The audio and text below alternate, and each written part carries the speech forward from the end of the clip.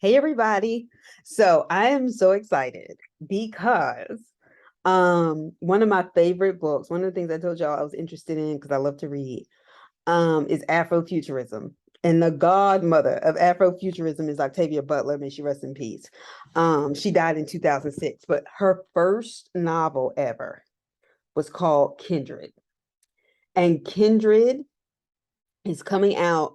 I knew like over a year ago they were gonna have a TV series, but you know how sometimes like it happens or they say it's gonna happen and it doesn't happen. Well, it's happening. Hulu has it premiering Tuesday, December 13th, and I am so ready. And I consider it like a late birthday gift because I was born December 10th. Anyway, Kindred is probably one of the best books ever written in terms of being like fiction and like actually being historically accurate, right? In terms of what they do. And I know you're probably like, how is that possible? Well, Kindred, it's a little bit about it. I would encourage everybody to read it. It is so worth the read. But I'm about to give y'all some spoilers in case you haven't. So Kindred is a book. The protagonist, his name is Dana. I'm gonna put this down because I know you're like, why did you hold this so long? The protagonist, her name is Dana Franklin. And this book starts out where she's in a hospital. She has bruises all over her body. Dana Franklin, she was recently married at the beginning of this novel to a man named Kevin Franklin, a white man. She's a Black woman. And she wakes up, she's in a hospital room, she doesn't remember what happened, she has bruises all over her body. And the doctors and nurses are asking her, like, did something happen? Are you sure? Is there something you want to tell us in private? And she was like, no, basically implying that maybe her husband was beating her up. So as you read the novel, you realize that Dana is not in control of herself. In fact, she's controlled by her history, and it's a very unique dynamic. She's controlled by her history. Rufus Whalen. Okay. So the Whalen family was the family in Maryland that owned her ancestors. Okay. They enslaved Africans, and she gets pulled back into history at his will. Right. And so at first, I remember reading this book and thinking, I don't like the fact that this white boy, this little redheaded white boy in the story, can just pull this Black woman out of her future into his past. Like he is, to me, it felt like I still don't like the control he has, but historically speaking, he did. And Dana is back and forth in this book, and she gets brought into this dynamic where she meets Rufus as a child. And Rufus as a child is confused by her. He was like, why are you dressed like a man? Well, because she's a woman with pants. This is in the 70s when she writes this. And he says, why do you talk so good? His English is terrible. Well, why are you able to do things that other slaves aren't? And she, would get in his face, especially as a kid, and go, I'm not a slave, okay? And you need to understand that. And her and Rufus have this dynamic, and he gets older back and forth.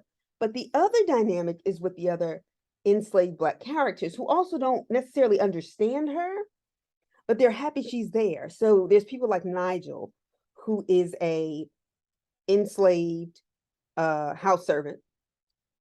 And he wants to learn more and more how to read. And Dana, being somebody who comes from the future, has education, teaches him. All right, Nigel is going to get into some trouble, of course, he's a Black person who's educated. Then there is Carrie. Carrie is an enslaved house person. Because I hate to refer to Black people as slaves. They're enslaved because that says that we are somehow inherently slaves, and we're not. We were enslaved by people who clearly lack humanity. But Carrie has children, and the master, Tom Whalen, had sold several of them away, and she only got to keep one. And the one she did keep, she was a mute, which means she couldn't talk. And this story manages to pull you into these characters because you start to think, what is it to be a mother and be happy that your kid is born with a defect, so the slave owner cannot sell them away? And all of those relationships. And her daughter, plays a huge part in kind of helping Dana get acclimated to slave society and keeping her safe. And then she runs into her direct ancestor, whose name is Alice. And Alice started out as a freed African in Maryland. Her mother had managed to get her freedom. She was, Alice, the daughter, was in love with this other Black man.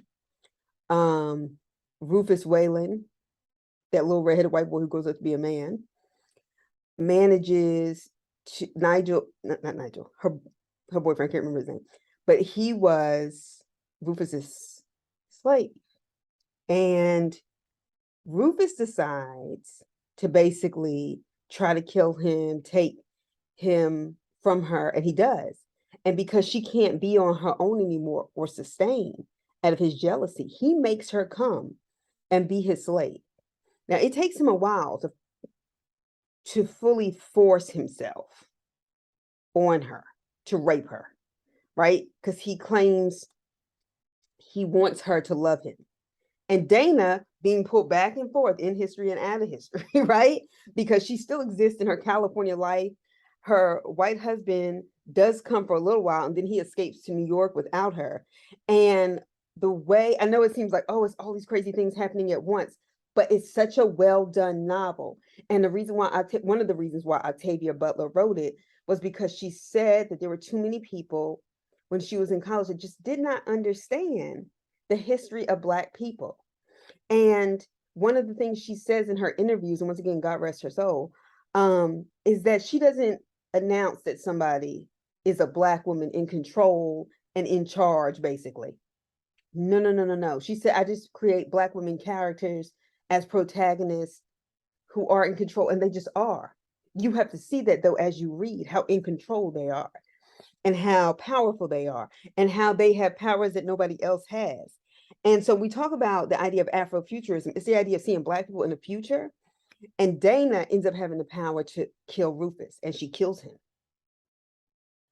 which will ultimately, leads to the destruction of that labor camp.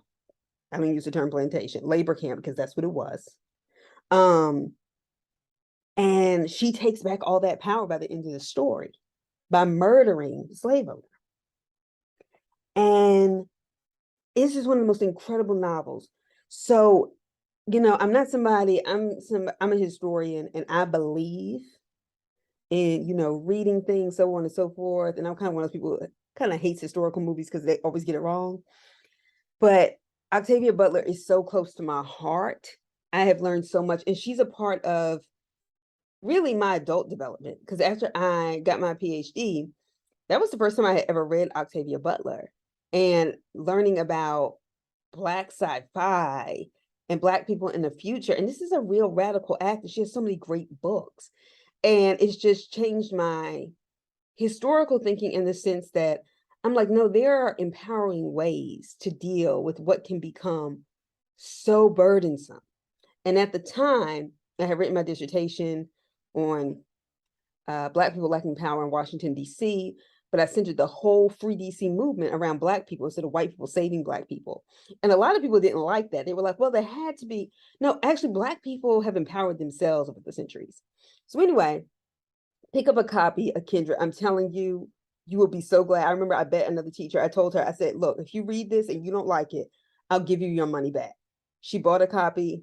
She's a fan. All right, I'll see y'all later. All right, another moment in Black history. Bye.